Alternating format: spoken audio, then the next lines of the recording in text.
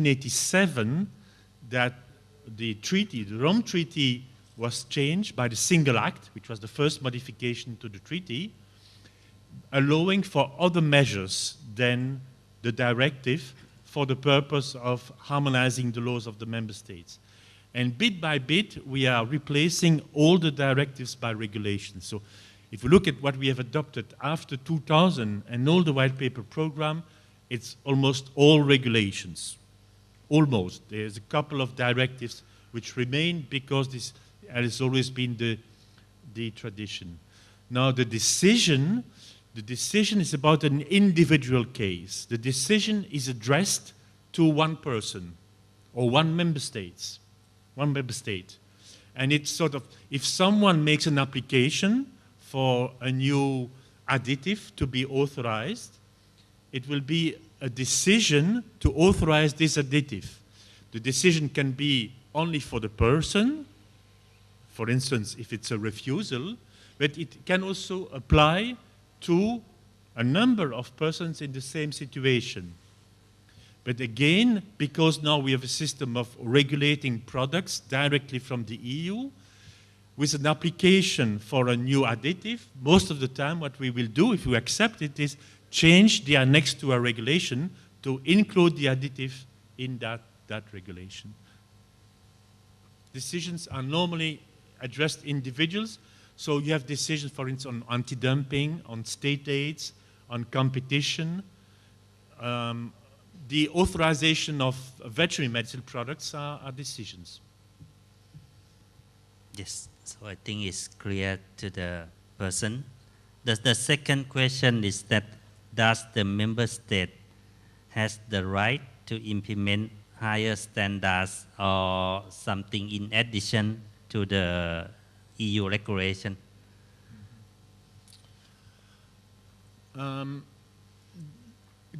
In the legal basis of every measure that can be adopted, for us, I don't even know what it is, 114 is the legal basis for most of the food law. There is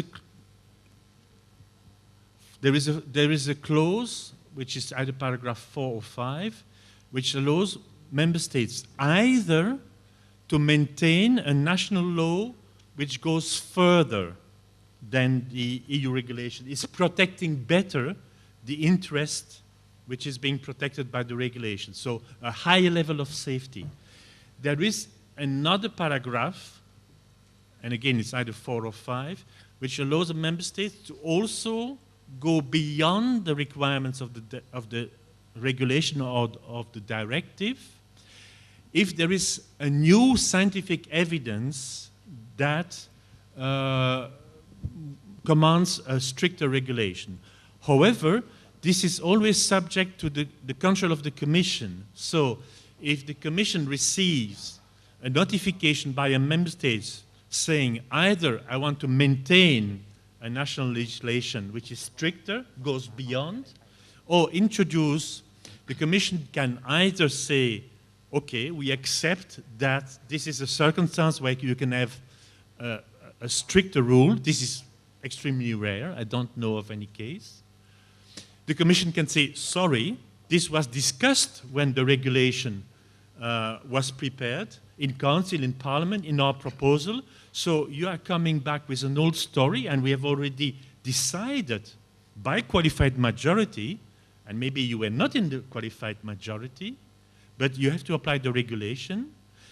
And if the Commission decides that the member state cannot do that, then the member states can go to the Court of Justice. There is a case. Denmark went to a regulation on nitrates, I believe, in ham, and was not allowed, I think, by the court to maintain their regulation. So the answer is yes, theoretically, extremely few cases, because if there was a reason, then it would have been discussed in the Council or in the Parliament when the regulation was adopted. But theoretically, there is the possibility. Where you see this clause being used systematically is in GMOs. Whenever there is an authorization, especially to grow a GMO, most of the GMOs we have allowed more or less 40, we have allowed to put in the food and feed in the EU, but not to grow the GMO in Europe. We've never authorized soy, for instance, soya, to be grown, to be planted, cultivated in the EU. But the very few authorizations for cultivations that we have, you have a series of member states who would claim that they have scientific evidence that the GMO is dangerous, harmful for the environment, harmful for human health, harmful for animal health. And then the Commission would refer these allegations by the member state to EFSA, and most of the time EFSA would say that they don't agree with the member state. So it is in these very controversial areas that you will see the member state taking what we call safeguard measures. These would be safeguard measures. But in the mainstream legislation on additives, on contaminants and the like, you never see these cases. As I said, I know one about nitrates in ham. Thank you. Also, one written question to Claudia on EFSA asks about the risk assessment by EFSA and the source of the data used in risk assessment.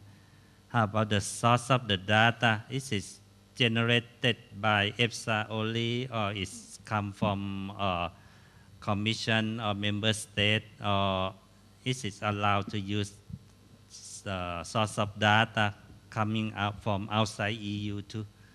Yeah. Okay, so we will address this on particular cases more in detail this afternoon. But in general, we have the source of data related or regulated products. They are produced by the applicant, by the manufacturer. This is one source of data. The other source of data that is going to be used, for example, by the content panel or biohazard panel. So those is data produced at the level of the member states or published data, scientific published data from Europe and also outside Europe. So we have to consider also the quality of the study, but in general, all published scientific data could be considered. In the case of applications also, we can consider published data, provided that the document, the published document, and the source of the product in the published document is the same to the one to be authorized. So for example, we say we are going to authorize vitamin D3, 99% pure. We can use all those papers, all those articles which contain information on vitamin D3, at least 99% pure, because then it's very difficult to make extrapolation for a low quality product to a high quality product. We will see it also in the food additives, in the contaminants this afternoon, a little bit more of this information. And also the question asks about that, are there any cases that EFSA generate Yes. their own data, or are there any laboratory under EFSA? No, we don't have laboratories. In general, we do not generate data. We have one possibility to ask for external laboratories to generate data on general issues through what we call a procurement. So we put in our website some conditions, some terms of reference, and we say we would like to invite someone who is interested to produce data in X or B. And then, of course, we allow a quantity of money, and then through an open competition, many different people from many different labs or institutions or research centers, they can send a proposal to EFSA. EFSA will evaluate and will allocate this source of data to the best offer, scientifically and financial one. Thank you. So according to the time, we may take a last question. Are there any for the last question? If not, I take it. Okay, so under European law, I understand that European Commission need to, before setting up the regulation or directive on food safety, need to get the scientific advice from EFSA. Are there any specific case or some emergency case that under the law that the commission can set the regulation without any scientific evaluation from JECFA? Sorry, from EFSA.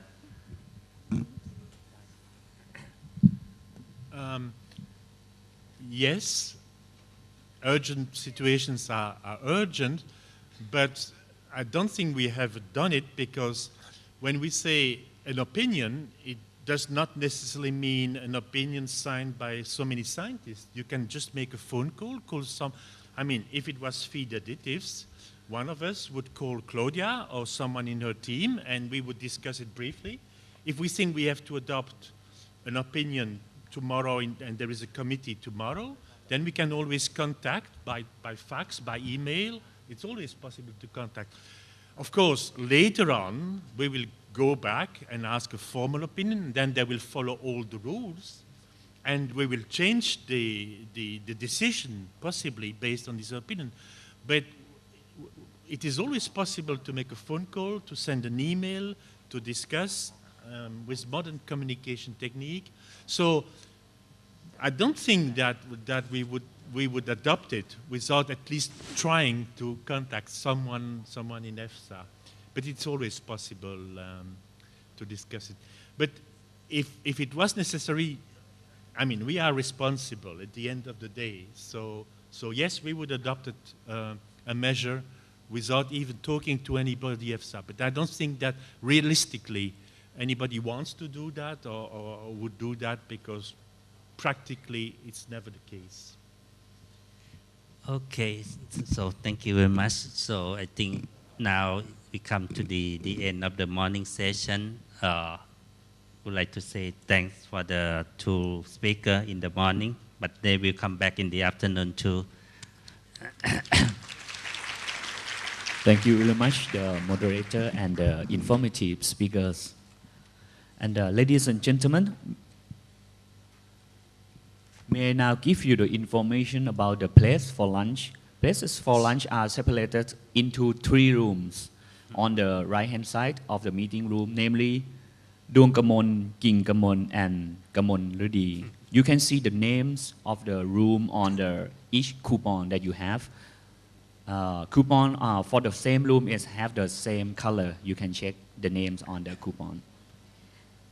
ค่ะขอบพระคุณท่านวิทยากรนะคะแล้วก็ท่านผู้ดำเนินรายการค่ะขออนุญาตแจ้งเกี่ยวกับสถานที่รับประทานอาหารกลางวันนะคะห้องอาหารนะคะจะอยู่ทางขวามือของห้องสัมมนานะคะโดยห้องอาหารแบ่งออกเป็น3ห้องค่ะได้แก่ห้องดวงกมลห้องกิ่งกมลและห้องกมลฤดีนะคะโดยท่านผู้มีเกียรติสามารถนำคูปองที่ท่านได้รับนะคะไปยื่นที่ห้องอาหารได้เลยนะคะทั้งนี้แต่ละห้องนะคะจะแบ่งตามสีของคูปองนะคะห้องดวงกมลจะสีเขียวห้องกิ่งกมลสีฟ้าและห้องกมลฤดีสีชมพูค่ะสำหรับท่านที่ยังไม่ได้รับคูปองนะคะสามารถรับได้ที่จุดรีจิสเตอร์นะคะและเราจะกลับมาพร้อมกันอีกครั้งค่ะในที่ห้องสัมมนาในเวลา 14 นาฬิกานะคะขอบพระคุณค่ะ